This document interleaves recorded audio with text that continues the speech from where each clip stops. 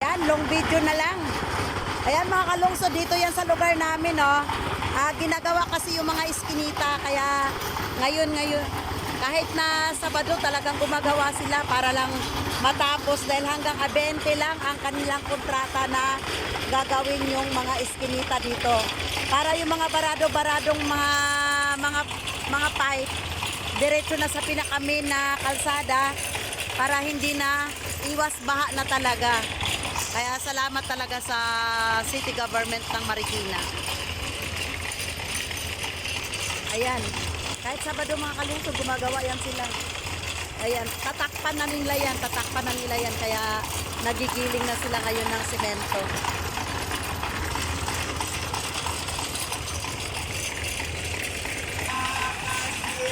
Vlogger, sanit melong amoy.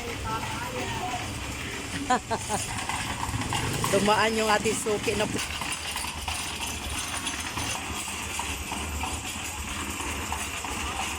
nadumihan yung bahay ni ate, yung gate, kaya pinapalinisan na lang para maging okay. Siyempre yung talsik niya yung talsik.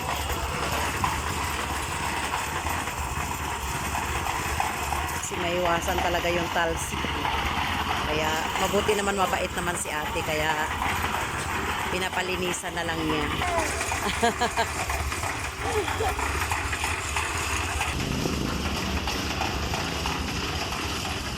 Ayan.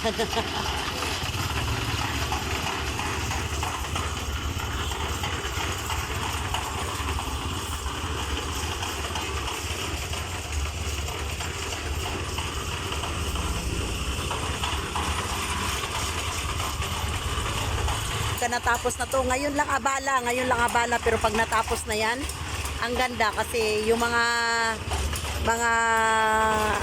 ano ba yun? Yung mga linya na barado, yung mga drainage na barado, lahat yan mapupunta na yan dito lahat, kaya hindi na yan magbabara.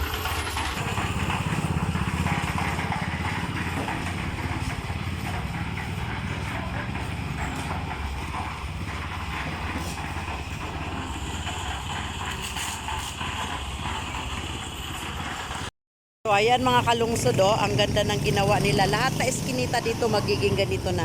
Babakbakin muna yung mga naka-tiles dahil yung mga drainage na barado kailangang malinisan. Ayan, ang ganda na ng gawa nila.